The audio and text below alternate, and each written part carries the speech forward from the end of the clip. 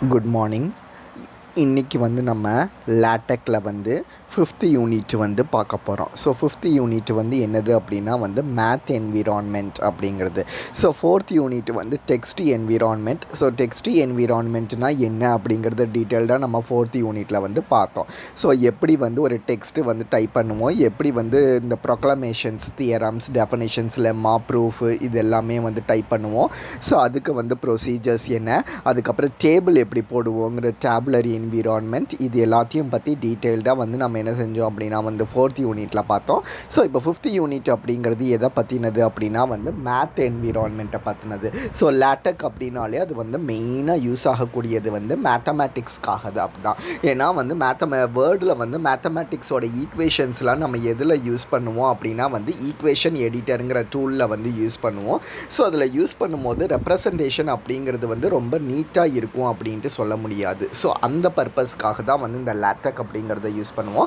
So லேட்டெக்கில் வந்து mathematical equations எல்லாம் நம்பரிங்கும் ஆட்டோமேட்டிக்காகவே வந்துடும், ரெப்ரசன்டேஷன்ஸும் வந்து நீட்டாக வரும். ஸோ லேட்டெக்கில் வந்து மேத்தமெட்டிக்கல் ஈக்குவேஷன்ஸ் வந்து எப்படி டைப் பண்ணுவோங்கிறது தான் வந்து இந்த மேத் என்விரான்மெண்ட் அப்படிங்கிறது. A formula in LaTeX document can be typeset inline, like A congruent to B theta, or integral this, or displayed as in like this. So இந்த மாதிரி லேட்டெக்கில் வந்து நம்மளால் இன்லைன் ஃபார்முலாவாக வந்து மேத்தமெட்டிக்கல் ஈக்குவேஷன்ஸை வந்து நம்ம டைப் பண்ண முடியும். A congruent to B theta minus infinity to infinity e power minus x square dx equal to root pi அப்படின்ட்டு. Notice that how changing these two formulas from inline to displayed effects affects their appearance. So இது வந்து நம்ம inline formula அப்படின்ட்டு சொல்லியிருக்கிறோம். So இந்த inline ஃபார்முலாவை வந்து டிஸ்பிளேடாக மாற்றும் போது அதனோட அப்பியரன்ஸில் வந்து எப்படி சேஞ்ச் ஆகுது அப்படிங்கிறத வந்து பாருங்கள். ஸோ இன்லைன், இது வந்து இன்லைன் ஃபார்முலா, இது வந்து டிஸ்பிளேடு ஃபார்முலா அப்படிங்கிறது. ஓகேவா? So inline formulas and displayed formulas are typeset using math environment. So math environment மூலமாக தான் வந்து நம்ம இந்த மேத்தமெட்டிக்கல் சிம்பிள்ஸை வந்து நம்ம டைப் பண்ணணும். Because math formulas occurs too frequently LaTeX has abbreviations, the special braces this. So நம்ம mathematics simple வந்து டைப் பண்ணும்போது ஒன்று நம்ம இந்த மாதிரியான டாலர் சிம்பிள்குள்ளே டைப் பண்ணணும், அல்லது இந்த சிம்பிள்குள்ளே நம்ம டைப் பண்ணணும். ஓகேவா? ஸோ இதுக்குள்ளே மட்டும்தான் வந்து நம்ம மேத்தமெட்டிக்கல் சிம்பிளில் வந்து டைப் பண்ணணும், இல்லைன்னா அதனோட அப்பியரன்ஸ் வந்து அஃபெக்ட் ஆகும். These two symbols are used for the math environment, and this is for the displayed math environment. So இந்த symbol வந்து displayed math environmentக்காக யூஸ் ஆகக்கூடியது, இது வந்து inline mathக்காக யூஸ் ஆகக்கூடியது. பட் ஜென்ரலாக மேக்ஸிமம் நம்ம வந்து டாலர் சிம்பிள் தான் வந்து மேத்தமெட்டிக்கல் சிம்பிள் டைப் பண்ணுறதுக்கு வந்து யூஸ் பண்ணுவோம். ஓகேவா? ஸோ அப்போ A congruent B mod theta அப்படின்ட்டு இருந்ததுல, ஸோ இதை வந்து எப்படி டைப் பண்ணியிருக்கிறாங்கன்னு பாருங்கள். ரெண்டு விதத்தில் எப்படி வேணும்னாலும் நம்ம டைப் பண்ணிக்கலாம். கான்க்ருவெண்ட் வரணும் அப்படின்னா அதுக்கு கமாண்ட் வந்து EQUIB அப்படிங்கிறது வந்து கமாண்டு. ஸோ இந்த கமாண்டு கொடுக்கறது மூலமாக கான்க்ருவெண்ட்டோட சிம்பிள் வந்து நமக்கு வந்து அப்பியர் ஆகும். A congruent to B பாட் தீட்டா அப்படின்ட்டு கொடுத்துருக்குறாங்களா. ஸோ பாட் அப்படிங்கிறது கொடுக்கறது மூலமாக நமக்கு வந்து அந்த ப்ராக்கெட் சிம்பிள்குள்ளே தீட்டா அப்படிங்கிறது வந்து வரும். ஸோ அதுக்காக தான் வந்து இந்த ஸ்லாஷ் பாட் அப்படிங்கிறத வந்து நம்ம யூஸ் பண்ணுவோம். ஸோ இதை மாதிரி டாலர் சிம்பிள்குள்ளே கொடுக்கலாம், அல்லது இந்த மாதிரி செட் பிரேஸ்க்குள்ளே கொடுக்கலாம். ஸோ அதுவே டிஸ்பிளேடு மேத்தாக வரணும் அப்படின்னா வந்து இந்த மாதிரி கொடுத்துக்கலாம். பிகின் மேத், எண்டு மேத்துக்குள்ளேயும் வந்து நம்ம மேத்தமெட்டிக்கல் ஈக்குவேஷன்ஸை வந்து கொடுத்துக்கலாம். ஸோ இது மூணுமே வந்து இன்லைன் மேத்துக்காக. The displayed math can be typed as. So displayed மேத்துங்கிறது வந்து எப்படி டைப் பண்ணியிருக்காங்கன்னு பாருங்கள். இது வந்து ரெண்டாவது ஈக்குவேஷனுக்காக இன்டெக்ரல் மைனஸ் இன்ஃபினிட்டி டு இன்ஃபினிட்டின்னு இருக்குதா. ஸோ இன்டெக்ரல் வரணுங்கிறதுக்காக /INTங்கிறத வந்து நம்ம யூஸ் பண்ணியிருக்கிறோம். லோயர் லிமிட் வேணும்னா வந்து _/INFTY அப்படிங்கிறத வந்து நம்ம கொடுக்கணும். மைனஸ் இன்ஃபினிட்டிங்கிறதுனால நம்ம வந்து என்ன செஞ்சுருக்கிறோம் அப்படின்னா முன்னாடி மைனஸ் கொடுத்துருக்கோம். இதை வந்து செட் பிரேஸ்க்குள்ளே மட்டும்தான் கண்டிப்பாக கொடுக்கணும். ஓகேவா? சரி, அதுக்கப்புறம் அப்பர் லிமிட் வேணும்னா வந்து கேப் கொடுக்கணும். கேப் கொடுத்து அதே மாதிரி செட் பிரேஸ்க்குள்ளே /INFTY அப்படின்ட்டு கொடுக்கணும். ஸோ இது கொடுக்கறது மூலமாக நமக்கு என்ன கிடைக்கும் அப்படின்னா -∞ to +∞ அப்படிங்கிறது வந்து கிடைக்கும். ஸோ அதுக்கப்புறம் e⁻−x². ஸோ e⁻−x²ங்கிறது எப்படி இருக்குது பாருங்கள். ஸோ இதுக்கப்புறம் நம்ம என்ன செஞ்சுருக்கிறோம் அப்படின்னா வந்து ஒரு ஸ்லாஷை கொடுத்து dx கொடுத்துருக்குறோம். ஸோ இந்த ஸ்லாஷோடது எதுக்காக அப்படிங்கிறது நம்ம ப்ரீவியஸ் யூனிட்லேயே பார்த்துருக்கோம். ஒரு சின்ன கேப் வரணும் அப்படிங்கிறதுக்காக. ஓகேவா? ஸோ e⁻−x² dx இப்படி வந்து நமக்கு அப்பியர் ஆகக்கூடாது. e⁻−x² dx அப்படின்ட்டு கொஞ்சம் தள்ளி அப்பியர் ஆகணும். ஸோ இந்த சின்ன கேப் வரணுங்கிறதுக்காக தான் இந்த ஸ்லாஷ் கமா அப்படிங்கிறத வந்து நம்ம என்ன செஞ்சுருக்கிறோம் அப்படின்னா வந்து கொடுத்துருக்குறோம். ஸோ இதுக்கு இன்டெக்ரல் e⁻−x² dx √π அப்படின்ட்டு இருக்குது. ஸ்கொயர் ரூட்டுக்கு /SQRT அப்படிங்கிறது நமக்கு தெரியும். ஸோ √π வந்து வரணும் அப்படின்னா பை அப்படிங்கிறத வந்து நம்ம கொடுக்கணும். ரிமெம்பர், கேபிட்டல் PI கொடுக்கக்கூடாது. இது வந்து ஸ்மால் PI. கேபிட்டல் PIன்னு நீங்கள் கொடுத்தீங்கன்னா வேறு சிம்பிள் வந்து உங்களுக்கு வந்து அப்பியர் ஆகும். ஓகேவா? ஸோ அந்த மாதிரி ஸ்பெல்லிங் மிஸ்டேக் எல்லாமே வந்து லேட்டெக் வந்து நோட் பண்ணும். ஓகேவா? சரி, ஸோ இதையும் வந்து நம்ம என்ன செய்யலாம் அப்படின்னா இந்த டிஸ்பிளேடு மேத்தை வந்து நமக்கு வந்து டிஸ்பிளே மேத் அப்படிங்கிற இந்த கமாண்டுக்குள்ளே கொடுக்க முடியும். ஸோ எப்படி இன்லைன் ஃபார்முலாவை பிகின் மேத் எண்டு மேத்துக்குள்ளே கொடுக்குறோமோ அதை மாதிரி டிஸ்பிளேடு ஃபார்முலாவை begin display math end display math அப்படிங்கிறதுக்குள்ளே வந்து நம்ம என்ன செய்யலாம் அப்படின்னா வந்து கொடுத்துக்கலாம். So using dollar symbol as delimiter for math environment. Dollar symbol வந்து நம்ம delimiter யூஸ் பண்ணும்போது is a bit of an anomaly since the same character is used both opening and closing delimiter. This dual purpose use makes it more difficult for diagnosis to correct incorrect use of dollar symbol. So இந்த dollar symbol use பண்ணுறதுனால என்ன drawback அப்படின்ட்டு பார்த்தோம் அப்படின்னா dollar simple வந்து நம்ம open பண்ணுறதுக்கும் இது தான் யூஸ் பண்ணுறோம், க்ளோஸ் பண்ணுறதுக்கும் இது தான் யூஸ் பண்ணுறோம். ஸோ அதுவே இது பார்த்தோன்னா ஓப்பனிங் ப்ராக்கெட் இருக்கும், க்ளோசிங் ப்ராக்கெட் இருக்கும். ஸோ இது ஓப்பனிங் ப்ராக்கெட் இருக்கும், இது க்ளோசிங் ப்ராக்கெட் இருக்கும். ஆனால் டாலர் இருக்குமா? அப்போ எது ஓப்பன் ஆகியிருக்கு எது க்ளோஸ் ஆகிருக்கு அப்படிங்கிறது வந்து நமக்கு கன்ஃபியூஷன் வந்துடும். ஸோ நம்ம ஒரே லைனில் நம்ம 2-3 தடவை டைப் பண்ணுறோம் அப்படின்னா ஓப்பன் பண்ணி க்ளோஸ் பண்ணணும், அதுக்கப்புறம் டெக்ஸ்ட் வரும், மறுபடியும் ஓப்பன் பண்ணி க்ளோஸ் பண்ணணும், மறுபடியும் டெக்ஸ்ட் வரும், மறுபடியும் ஓப்பன் பண்ணி க்ளோஸ் பண்ணணும். அப்படிங்கிற போது ஏதாவது ஒரு இடத்துல நம்ம டாலர் சிம்பிளை விட்டுட்டாலும் நமக்கு வந்து எரர் வந்து வர ஆரம்பிக்கும். ஸோ அப்போ டாலர் சிம்பிள் யூஸ் பண்ணுறதுல வந்து கேர்ஃபுல் அப்படிங்கிறது வந்து ரொம்பவே இருக்கணும். ஃபார் எக்ஸாம்பிள் எந்த மாதிரி எரர் வருங்கிறது தான் கீழே கொடுத்துருக்காங்க பாருங்கள். let A be a real number அப்படின்ட்டு கொடுத்துருக்காங்க அண்ட் let F be அப்படின்ட்டு கொடுத்துருக்குறாங்களா? சரி, ஸோ இங்கே பாருங்கள் ஏல டாலர் சிம்பிள் ஓப்பன் பண்ணியிருக்கிறாங்க, ஏன்னு இருக்குது. ஆனால் என்ன செய்யலை, டாலர் சிம்பிளை வந்து க்ளோஸ் பண்ணவே இல்லை. அப்போ உங்களுக்கு இது வந்து எரர். ஸோ இந்த எரர் வரும்போது டெக்ஸ்ட் வந்து உங்களுக்கு வந்து இந்த மாதிரி எரரை வந்து நமக்கு என்ன செஞ்சிடும் அப்படின்னா வந்து கொடுத்துரும். So let A be a real number and F be a function அப்படிங்கிறது வந்து இதில் லெட்டுங்கிறது வந்து உங்களுக்கு ordinary text. Dollar simple A be a real number and let dollar simple அப்படிங்கிறதும் வந்து உங்களுக்கு எதில் வந்துடும் அப்படின்னா வந்து மேத்தில் வந்துடும். ஏன்னா என்ன செஞ்சுருக்கிறோம், டாலர் சிம்பிளை இங்கே ஆரம்பிச்சிருக்கிறோம், இந்த இடத்துல முடிச்சிருக்கிறோங்கிற மாதிரி இதை வந்து அது மேத்தமெட்டிக்கல் சிம்பிளாக வந்து கன்சிடர் பண்ணிடும். அதுக்கப்புறம் இந்த டாலர் சிம்பிளுக்கு அப்புறம் எஃப்னு இருக்கா, அந்த எஃப்ங்கிறது வந்து வரும். ஸோ அதை வந்து ஆர்டினரி டெக்ஸ்ட்டாக வந்து எடுத்துக்கும். ஸோ அதுக்கப்புறம் டாலர் சிம்பிள் போட்டு பிஏ ஃபங்க்ஷன்னு கொடுத்துருக்குறோம். ஆனால் இந்த இடத்துல டாலர் சிம்பிளை நம்ம க்ளோஸ் பண்ணவே இல்லை. ஸோ அப்படிங்கிற போது நமக்கு என்னவாகும் அப்படின்னா வந்து ஒரு எரர் வந்து வர ஆரம்பிச்சிடும், ஃபைல் வந்து ரன் ஆகாது. அப்போ நம்ம வந்து எந்த லைனில் தப்பு விட்டுருக்கோம் அப்படிங்கிறத வந்து நம்ம தேடி கண்டுபிடிச்சி மாற்றுற மாதிரி இருக்கும். ஸோ இந்த ட்ராபேக் வந்து டாலர் சிம்பிள் யூஸ் பண்ணுறதுனால இருக்குது. And give you the line number of the end of the paragraph. This message tells you that LaTeX would place a dollar symbol at the end of the paragraph when it proceeds the typesetting. இந்த மாதிரி error வந்து வர்றதுக்கு chance இருக்குது. சரி, அடுத்தது let a b be a real number and let f be a function. Let a be a real number and f be a function அப்படிங்கிற மாதிரி நமக்கு வந்து அவுட்புட் வந்து வர ஆரம்பிச்சிடும். ஓகேவா? Press return LaTeX produces the following. இந்த எரர் வந்து வரும், ஆனால் அவுட்புட் வந்து இந்த மாதிரி வர ஆரம்பிச்சிடும். இந்த மாதிரி வருது அப்படின்னு பார்த்தீங்க அப்படின்னா இங்கே பாருங்கள், டெக்ஸ்ட்டுக்கு இடையில உங்களுக்கு வந்து எந்த விதமான கேப்புமே இல்லாமல் டைப் ஆகிருக்கும். ஸோ டெக்ஸ்ட்டுக்கு இடையில இதை மாதிரி கேப் இல்லாமல் டைப் ஆகிருந்தாலே நீங்கள் டாலர் சிம்பிள் தான் மிஸ் பண்ணியிருக்கீங்க அப்படிங்கிறத வந்து கரெக்டாகவே வந்து என்ன செஞ்சிடலான்னா சொல்லிடலாம். The text that ended up in a math environment is run together because math environment ignores space. So the text ended up in a math environment is run together.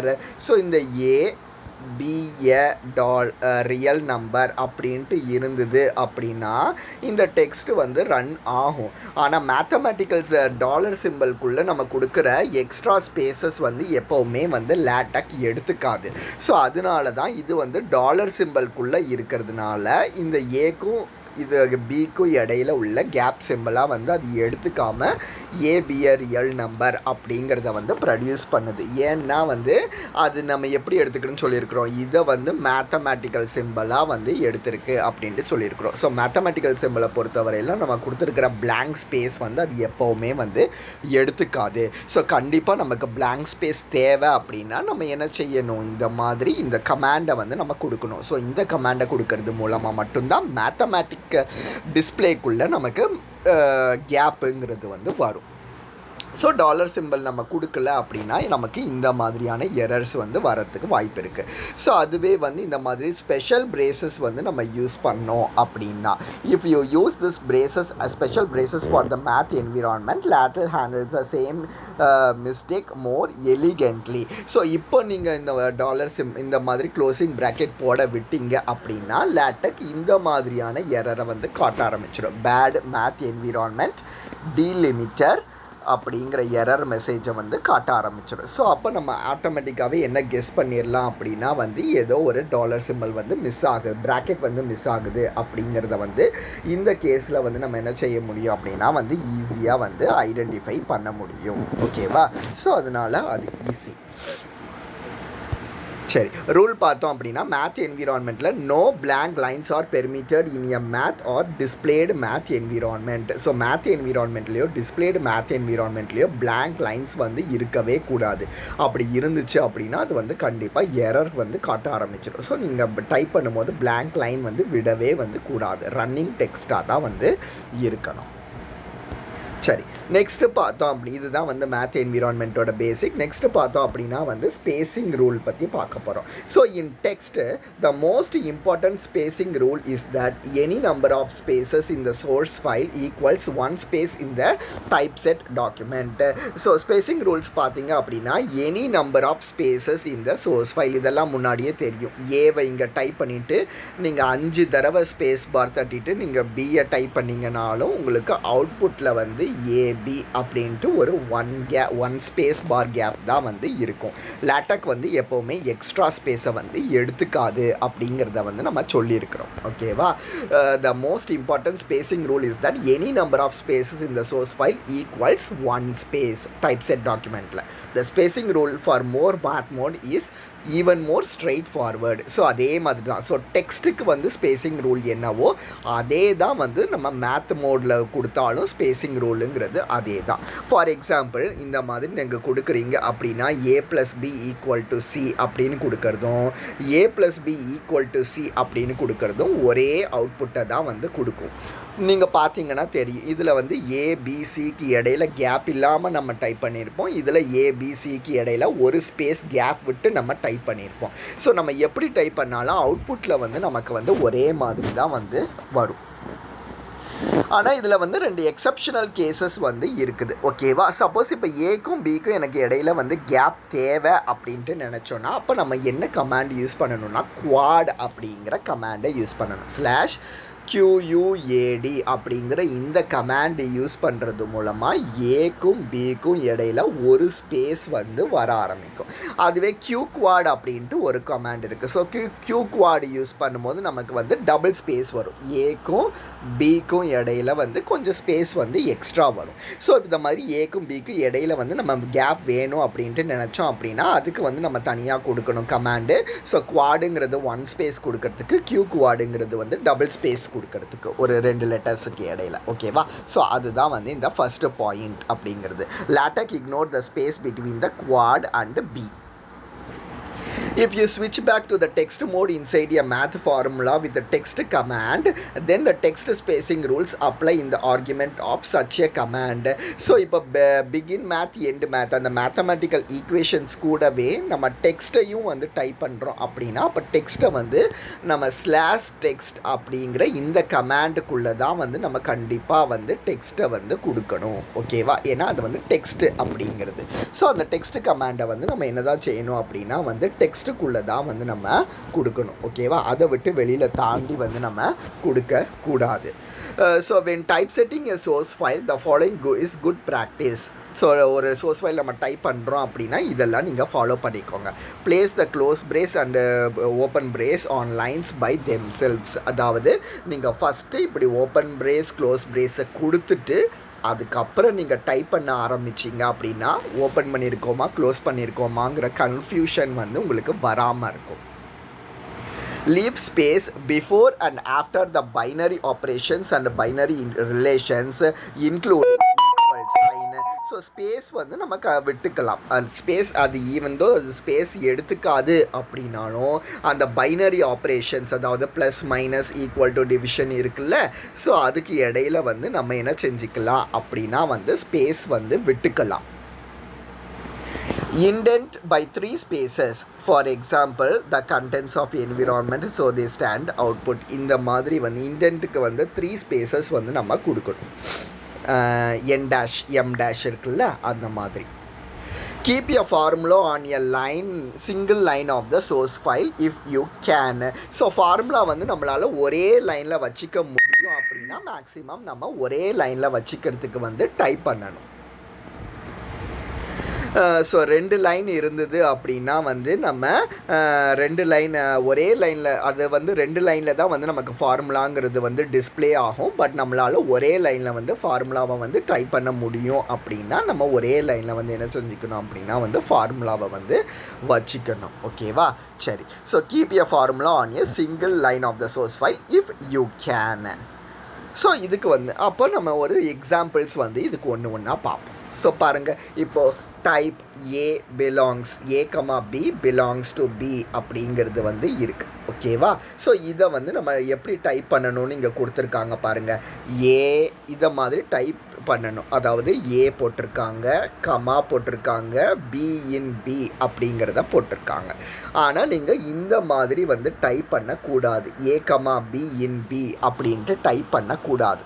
ஏன்னா இங்கே பார்த்தீங்கன்னா இதுக்கு தனி டாலர் சிம்பிள், இதுக்கெல்லாம் தனி dollar simple இருக்குது. இதுக்கு வந்து ஒரே டாலர் சிம்பிள் தான் வந்து இருக்குது. ஸோ இது ரெண்டுத்துக்கும் என்ன டிஃபரன்ஸ் அப்படின்ட்டு பார்த்தீங்கன்னா நீங்கள் இப்படி டைப் பண்ணும்போது உங்களுக்கு இந்த மாதிரி அவுட்புட் வரும். நீங்கள் இப்படி டைப் பண்ணிங்கன்னா ஏக்கும் அந்த பிக்கும் இடையில கேப்பே வராது. அந்த ஒரு சின்ன கேப் உங்களால் பார்க்க முடியுதா ஏ கமாக்கும் பிக்கும் இடையில?